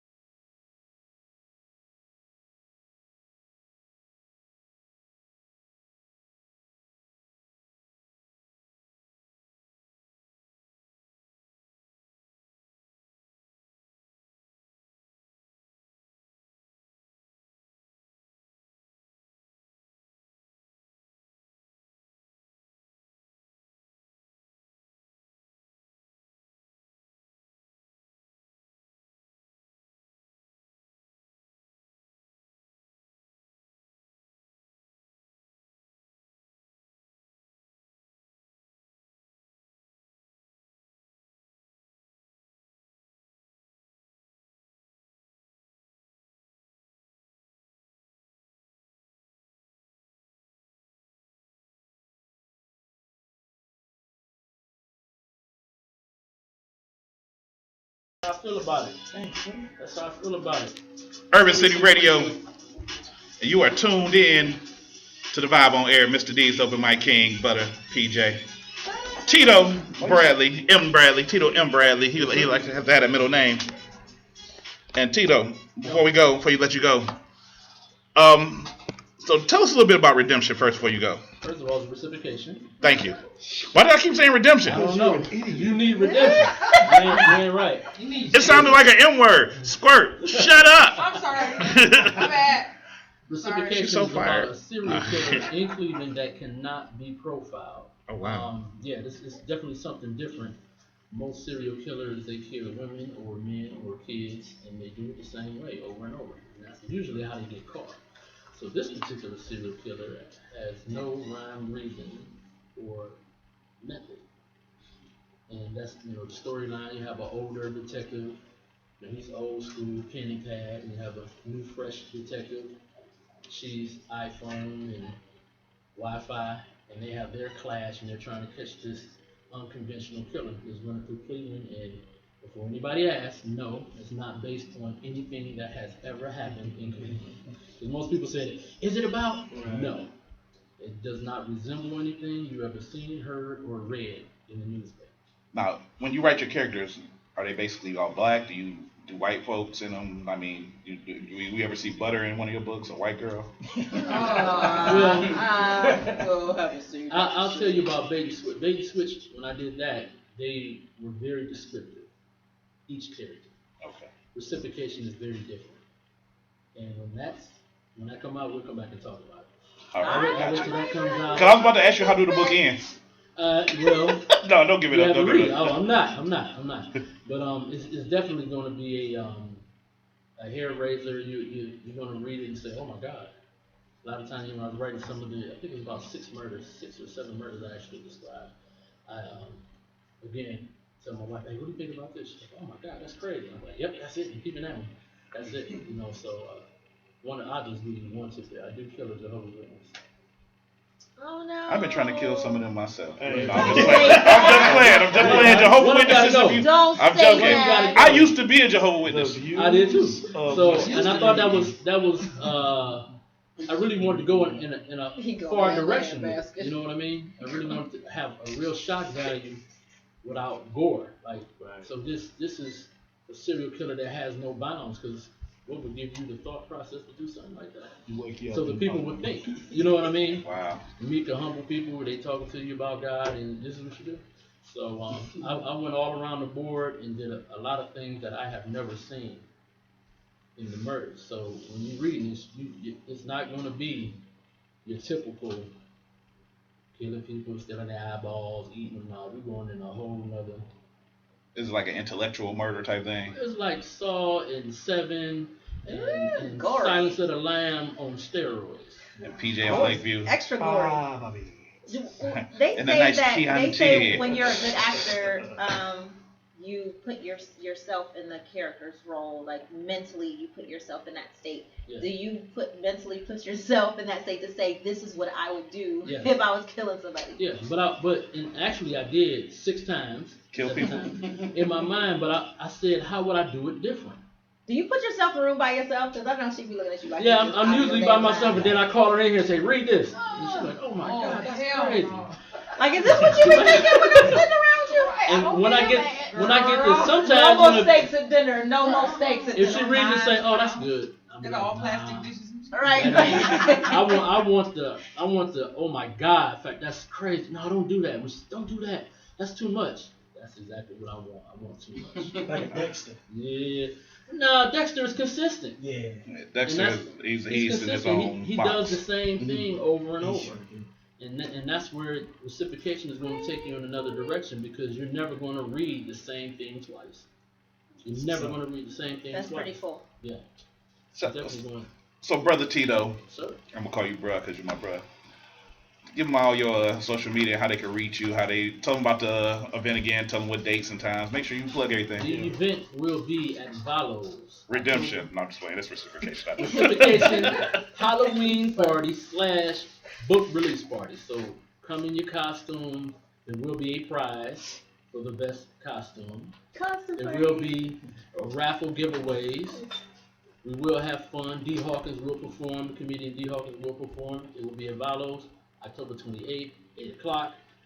Everybody who's anybody will be in Cleveland. Reciprocation is the book.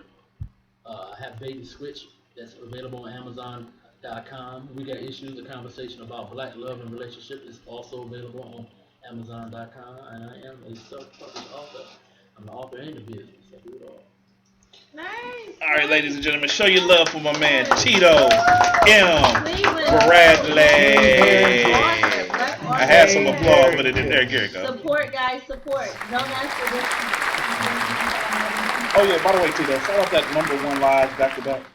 79, William T. Boyd. That's right. Just for you, John. That's for You you. said 120? Nah, 120 ain't nothing. Shout out to 120, y'all. Shout out to 120. Shout out to all my brothers, all my square brothers. It's about to be a gang fight here. Nah, it's not a gang No, fight. We're not against rappers, Me and CJ but we are against some thugs. CJ might be strapped. Y'all don't know. Just tell CJ don't say shit. Him and Squirt. You gotta keep bringing me up. I don't bother you. She wasn't even saying nothing this time. I just had to give a preemptive shut up. How Austin Powers do a preemptive shut up? You on your way to work, bro? Yeah, I gotta visit somebody, man. All right, man. Appreciate you coming out, bro. Appreciate it. Hey, Appreciate everything. It was so nice to meet you. Oh, I'm sorry, Miss Bradley. if you need Sister. some security or help, wifey, I got you. It was Straight jacket. All right, ladies and gentlemen. Now in the studio, Nice meeting you. one of Cleveland's long-standing musicians. He does a lot of stuff on the Wave radio station. Does a lot of shows, a lot of gigs around the city. One of my homeboys. He a good dude all the way around. He trips me out, really. He trips me the fuck out. But he's one of the coldest sax players in Cleveland. Ladies and gentlemen, please give it up to Jay Sax. Thank you. I keep hitting the button twice. It was like delayed pause for some reason. All right, John, what's going on with you, bro? What's up, brother D? Nothing much, man. You know, I'm just chilling. Yeah. You know PJ and Butter? I know PJ and Butter. It's good to be in the room with PJ and Butter. Yeah, What's man. going on with you, man? I see you shining bright. Your light shining. Oh yeah, I see your light shining bright. You know, that's some Mason stuff if y'all don't know. Eric Warren said, "What's up?" What's up, Eric? Oh my What's God. up, brother Warren? Yeah, Butter always shining. You know, she's a luminous. It's just that gold. It's just that gold. She's like Joe Derek. She thinks she's Bo Derek. Never I'm having a living twist. my life like it's gold. You better sing. We gonna need to put her on the show. Tell us about your background, John. Tell us what you know, how your musical background and your living life background. Tell us about your whole story, kid. All right. I'm 36 years old. Started playing music back in 4th grade at Cleveland School of Art, CSA alumni. And you know, my dad, my uncles, man, cousins, you know, used to shout out my uncle Lamar Gaines, Uncle Buddy Banks. Buddy. Shout out to Buddy Banks, man. Real boys, yeah. Oh yeah. Yeah, man. My uncle Jack Wissat, who's getting married Saturday, y'all. Oh yeah. Yeah. Congratulations. Yeah. Shout out to Jack. Jack Wissat. We gonna come to your funeral. I mean, wedding. And Auntie Bonnie. You ain't meet it. No, so it's gonna be a beautiful thing. Weddings are awesome. Yo. I got something. So saxophone. Yes, sir. Let me tell you something about the saxophone. Well, I don't need to tell you about the saxophone, but when you talk about instruments, you talk about being on an island. You talking about an instrument that puts you out, the saxophone. That's that instrument that when you hear a band playing and you hear that sax, it's like, man, it's got to be there, man. I know there's pressure. I know there's pressure. It's a lot of pressure, bro. And that's the one that the ladies love the sax. I know they do because I almost picked it up, but that's another story. It ain't too late, bro. I got you. Whenever you ready. Whenever you ready. Oh, look out! I'm about to. You almost picked it up. Hold up, I did, yeah. I almost. You almost picked it up. When I was talking, that means you didn't pick it up. I did not pick it up. There's no point in talking about almost. Almost doesn't count. Listen, my younger brother. So John, my younger brother got that. Shout out Sonny Jones. Dre, what's happening? My younger brother got the instrumental skill. The rest of us sang. What you do? So you I just play use the bass. microphone as a, I mean, the You know saxophone what as I a do. microphone. You know what I do with the microphone. What did I do Monday? So John, tell us about, He what took got you in the over my gig spot and on the doing all this work, and microphone. tell us about your musical history as far as gigging and everything. Shout outs to Russell Thompson, one of my mentors. We was just with him Sunday. Yeah, man. Was with him Sunday. We did a gig at Take 5 on Saturday right before that. Yeah, he told me about that. He said you would let him get on the shine. Man, I let him do his thing. He did his thing, y'all. He always did. Russell Thompson. He did his thing. Shout out to Russell Thompson, y'all.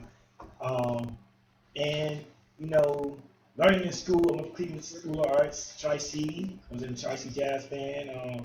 Cleveland State Jazz Band. My dad, my uncles, again, my family. I learned a lot in the streets, more so in school. School taught me the theory, but to actually learn how to play that sax, I had to come out in the streets and really learn from like Russell Thompson, Eddie Backus Jr., Jermaine Lockhart, Kenny LeGrand, Horns and Things, J.T. Lynch, my uncle Lamar Gaines, who my cousin can attest for. He'd sit you in the room and say, what instrument is that? What instrument is this? And what is that? You know what I'm saying? And foremost, when I first got here on this earth, my grandfather, Charles Pace, who was a trumpet player, instilled a lot of music in me, and my dad, John C. Watkins, who played every instrument fluently. More than I played all the saxophones, clarinet, played drums a little bit, keys a little bit. I can get around with it. But my dad played everything. He was like Prince, you know what I'm saying? Could play everything, get on it fluently. Yeah. And I ain't got it like that, but I think one of my kids gonna get it. You know what I'm saying? They picking up the music now. Shout out to my son Montreal and JJ and daughter Danielle and my daughter Larissa. It's her 4th birthday today, so happy birthday, Mama. Happy birthday. Happy birthday. Sing her a song, PJ. Put you on the spot. I know it. All right, sing happy birthday. Yeah, it's easy, but shout outs to all of them and just my history, John Coltrane, Cannonball Adderley, Miles Davis. Yeah. Who else? That was my next question too. Yeah, Charlie Parker and just going back to the late greats and the real musicians, just listening to them and vibing off of them, you know what I'm saying? And trying to pick up where I can, fit in where I can fit in, bro. One of the followers on here want to know, what kind of music do you play? I'm more so urban, hip hop, R&B, old school, jazz type of fusion. Nice. Thank you. Nice. So what is your favorite genre? What is your absolute favorite? What do you always find yourself going back to every time you're playing something? If you could be in R&B, you find yourself going back into like a pop song or something. Like, what do you always find yourself going back to? What is your base? Giving honor and praise to God. I always want to go back to the gospel music. Really? Yeah, it's my first. I can't do nothing without God, and God always remind me, hey, you need to come on back over here and do this for me. And I'm like, all right, Dad, here I come, Do you sing too? I used to sing, but I try to do it with the sax now. So if you had an artist that you were able to Emulate. Just wanted to see if it's gonna be the word. I didn't know that's the word you was gonna say. Go ahead. Absolutely not. Absolutely not. Oh my God, he just totally threw me off. If you had an artist you had to work with, whether they were singing with you or playing an instrument with you, who would it be? Or multiple artists. Like, who would your favorites be to work with? One would be Gerald Albright. Nice. Another would be Kirk Whitman. Awesome. Another one would be Squirt. like. He said artist and not nut. I would love to work with Jill Scott. Oh my God, I would love it. Yeah, Erykah Badu.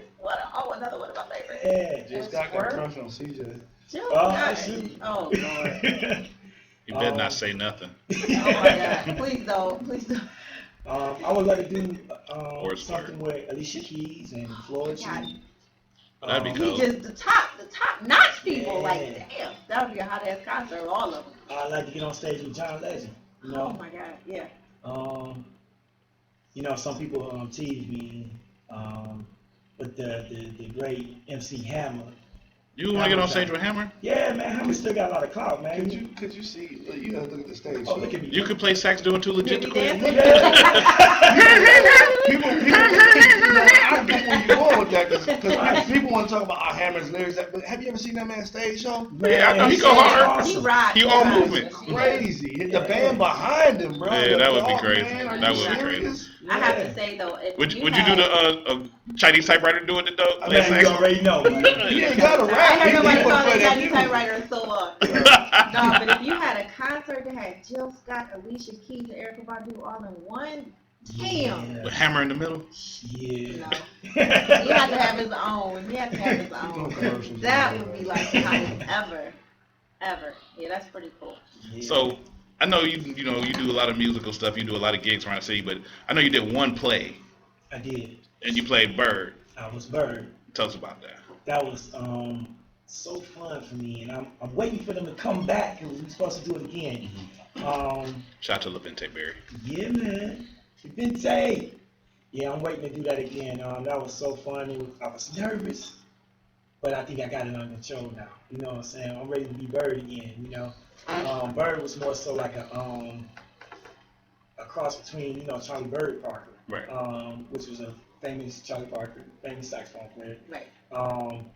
And me being, I guess, skinny, they called me Bird, and I had this beautiful co-actress named Tatrice, played by the beautiful.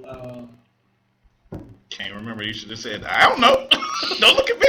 She was just beautiful. She just a beautiful actress. She was a beautiful co-actress. We'll figure it out later. Tatrice. Because we got into our role. And that's how you usually do in a play. You usually get stuck to your character name. You don't even know their real name. Right. But if you play Tatrice, you call in and talk to John and cuss him out. You could never be named Tatrice. Never. No, her name would be Amy. Bethany. Absolutely not. Or Sarah. Becky. Oh my God, Becky. Oh my God. Okay. But they'll be saying, look at your butt. Whatever, guys. Whatever. Sheree Smith said, yeah, man, Jay SAXX. What's up, Sheree Smith? What's up, Sheree? So where do you see yourself? Okay, so you're playing around. Have you thought of doing more music as far as making records? Do you want to travel? Do you want to do plays? Do you want to do concerts? Like, where do you see yourself in a couple of years as far as expanding yourself and go further? I'm trying to do it all. No limit. If I love wine, I would. I hate that song. You silly. That Usher song. But sky's the limit. I'm open and. We enjoyed you, Maggie Bradley. Yeah. No, Maggie Bradley. To do everything. But he didn't finish. Go ahead. I'm listening. I'm just talking to Maggie Bradley on my thing. I have actually a song that's already out on Spotify. A couple of songs, 3 songs actually. Which is. Hit the face, right camera, right here. There you go. Right here. Yeah, right there. That's good. Yeah, we got a couple of songs. One song being "In My Soul." Another song called "Hoodlum," and another song "Acid Rain." It's playing on Spotify, iHeartRadio, Amazon, MP3, All Music, Shazam, Google Play, and iTunes. All in the digital stores right now. Support your brother. Yeah. So I'm trying to get this out there because what I'm trying to do is I need y'all support, Cleveland. Especially on Spotify.com, where you can go to open.spotify.com/John J. Sax Watkins /In My Soul or Hoodlum. And I need your support to help push the music out there because we're doing it as an independent. I'm doing it as an independent artist. Shout out to Black Rock Entertainment Music Group, y'all. And Urban City Radio. Yeah, baby. Give it to me. And I need y'all support. Y'all hear that, Cleveland? Y'all hear that? Support. It's called support. That means do something. All of Don't just talk about it. That's now, right. you also have some stuff that was played on the Wave. 107.3. Shout out to Mark Ribbons, y'all. How often is you on there pretty much in rotation, right? I was in rotation for a good 4 years straight. Yeah. Yeah. What was the name of the song that they had on there? You had a couple of songs on there, right? That was In My Soul. That was In My Soul. Yeah, that was In My Soul. So currently working on the full album right now. I have some new tunes other than the 3 I just suggested, and my soul was playing on there. So we're looking to see which one we're going to release next. We have quite a few of them. Shout outs to Leonard Siggers, y'all, one of my producers. And Lynn is a funny dude. Man. I ain't he even gonna say. Married too. Congratulations. Yeah, he did. Congratulations, Leonard. You got to thank the Tux company for getting you that tux, though, man. You got to thank them. That was a hell of a job on that tux, man, because that was a lot of material.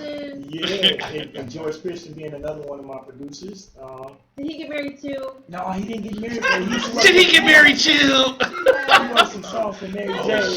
Everybody get married. It's like the season or something. Except you. It's the season. It was summer season. When it happens, that's usually what happens. People get married in a wedding. I'm just saying. I just left the wedding.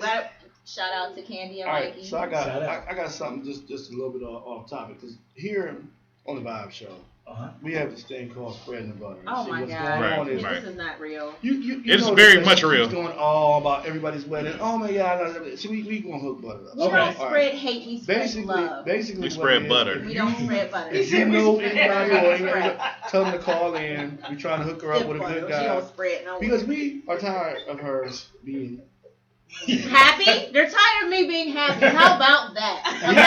You ain't happy. You weren't happy. I'm happy You for ain't you. happy. We're happy to be We never happy. said that. We're saying that we want to hook you up because I don't them need alls no are time. getting longer. Like your jaw Oh my God, it's so beautiful. They're getting married. Oh my God. It seems like everybody's getting married in the summertime. Like, oh my God, I just can't believe it. Oh, that's a baby. I saw Butter, she went to a wedding and she, I'm like, oh, she probably, she kept you telling me bought her a this little cake. dude with her. I'm like, all right, I'm gonna see the picture of her and her and her friend. Oh, he gave her a napkin. And we Where look was beautiful as y'all did well. look beautiful, but you didn't have that guy on your arm, and that's what we're trying to You do. had your cousin on your arm. My cousin was already there. That was our longtime high school friend. That's like you going to prom with your cousin. Where was the date? Where was So the we date? went together. Where was the date? My date was my cousin for Karima. See, Hey, boo. This is what happens when women don't have anybody. They go places together, and she might have a dude, and he's like, man, I can't never get nowhere with my But girl. I do gotta No, admit, because we both was the same Butter do situation. meet a lot of We dudes, just went and then she together. talk about them later. Yeah, I can see that Yeah. because she's a beautiful woman. So Yeah. I See? We trying to spread the butter. I don't spread. Spreading the butter is spreading the love. I don't spread. Spread it on John. So fellas, what we want you to do is get your good butter knife out, and we gonna spread the butter. We're not Call in spreading if you want to talk We to gonna Butter, play the 216-539-9858. Her phone number is, I'm just. Hey, damn you. What happened to that? Yeah. What time is Right. it? We have like 10 minutes left. Oh my God, he hit the note. He hit the note. The note. Is that how, oh, wow. All right, give her one of them good rips. CJ bet not say shit. So now you got Oh my God, TJ's not talking. John, go ahead and give out your social media, man, so they know where to find your You ass. can find me I at can't stand y'all. John J. Sax Watkins. That's Facebook, y'all. Or John Watkins on Facebook.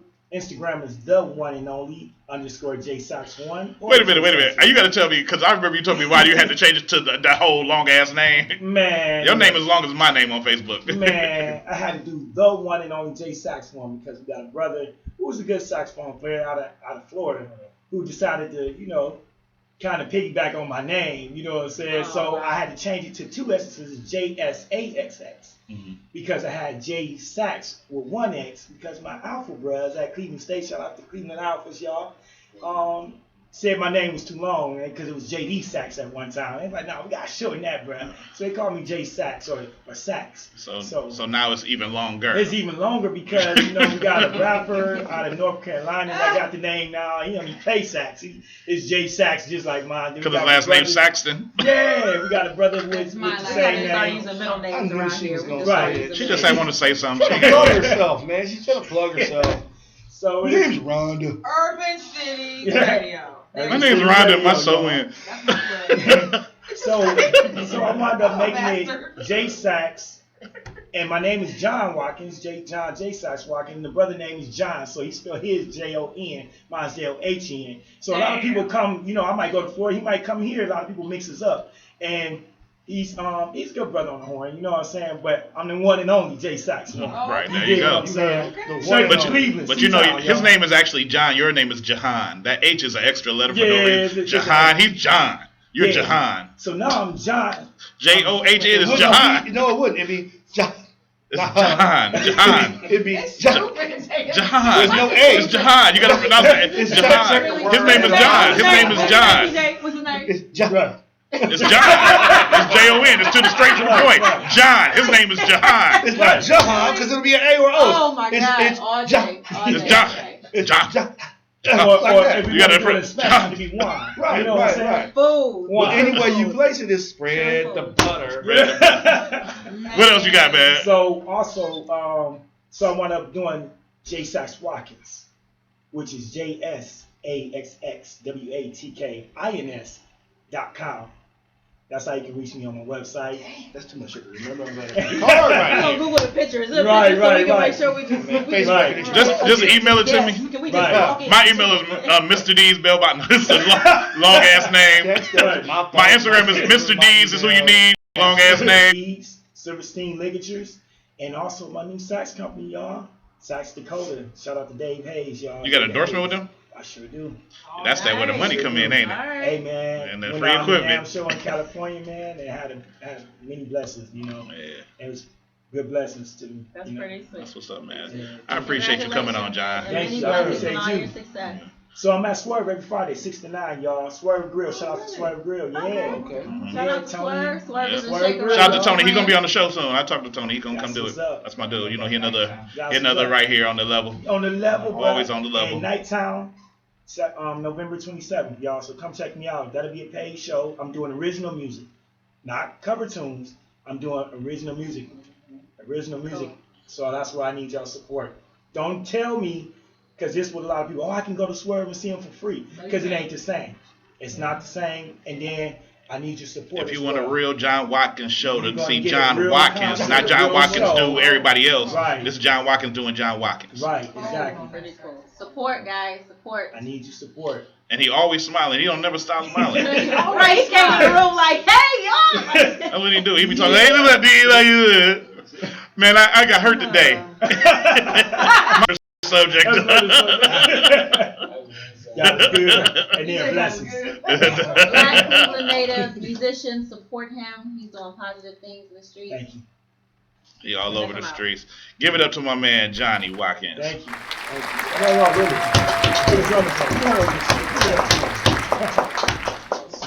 We got about like 6 minutes before the show go off the air.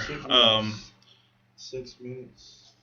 We gonna go back into this domestic violence thing for a couple of minutes without overgoing it. Domestic violence. What I say? What I say? Domestic. I probably said so domestic, but I said it and it don't matter. But domestic violence. If you are suffering from domestic violence, please speak up about it. I'm gonna say this. I was in a relationship, and just briefly, you know what I'm saying? I was with somebody, this was years ago.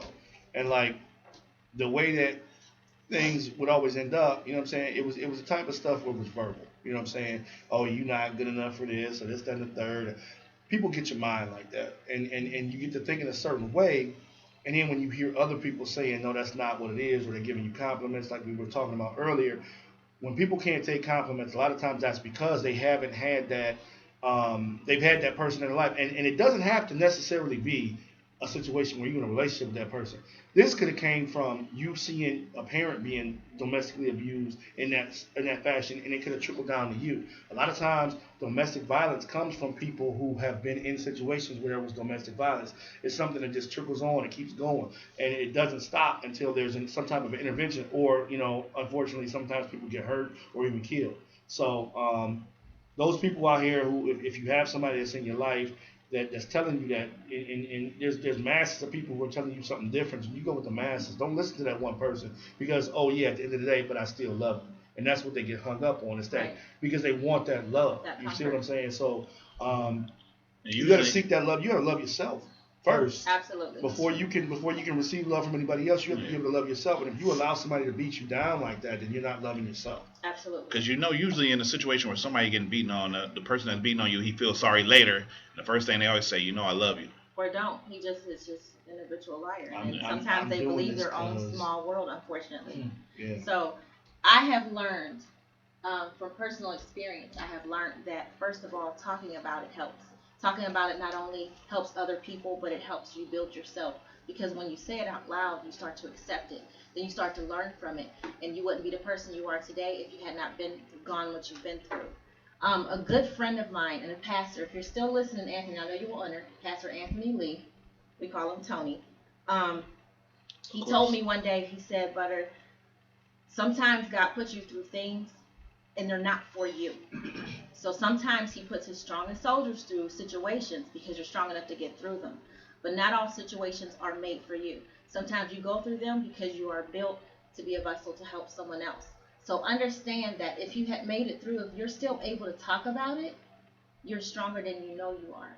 You don't know your own strength until you're forced to use it. So help other people. Talk about it, speak about it, and help others because you are not by yourself. Strength in numbers. It's not just about walking alone. It's about being a vessel for everybody else. So understand that because you are loved and you wouldn't be here if you were not. All right, man. Preach. Final thing before we can sign out is, domestic violence can happen in many different forms. It can happen at any time. It doesn't have to be it could be from a pattern that could have been handed down from father to son, mother to daughter, whatever. It can happen just off of too much drinking. It could be spontaneous. But what you need to do is understand that if it does happen, it's not your fault. It's not your fault. And if you ever go through it, speak out. Find somebody to talk to. Don't keep it internalized. You have to be stronger than what you are in order to make it through that. Because if you keep that inside, it could be more traumatic and more stress in your life than you ever know. Right. And it could end up being the final result, which could be a suicide or murder. Or murder. Yeah. Right. So just keep that in mind. PJ, go ahead and shoot out your social media. Yeah, 1 minute. My social media, Mr. _ Jones _ Jr. on Instagram and Paul Jones Jr. on Facebook. Butter, what's yours? Scratch by Butter on Instagram. Scratch by Butter on Facebook is my business page, and ButterCon is my Facebook page, my personal Facebook page. You can reach me and make orders for my business. I personalize freehand etched glassware at 216-773-9890. Hit my music, dink. Urban City Radio, this is the Vibe on Air. Thank you for tuning in. Shout out to Jay SAXX in the building, Tito M. Bradley. Shout out to Reggie, Mr. Nice Guy, the plug. We'll be back next week with more guests, more topic. Urban City Radio, the Vibe on Air. Check us out on YouTube, streaming live every Thursday. This is the Vibe on Air. Mr. D's is who you need to be free. 24-hour bell bonds. CJ just shout out his social Oh, media. guys! CJ can go kill himself. How is anybody supposed to follow? I'm gonna kill CJ and turn myself How are you in. a 24-hour bail bondsman if you can't be reached between 12 and 6? I'm just saying. This dude knows everything. Because your sister be having me tied up. That's not a good one. It is. Your sister ain't a good one, but I fuck with her anyway. Hey, well, you know. And her breath be stinking when See, she talks you to hit me. the pause, and that's what fucked up. And her breath be stinking when she talks to When me. you pause, you mess up the joke. Her breath smell like yours. Again, bad. Microphone. Punchline, I'm looking for it. Where is it? Your sister.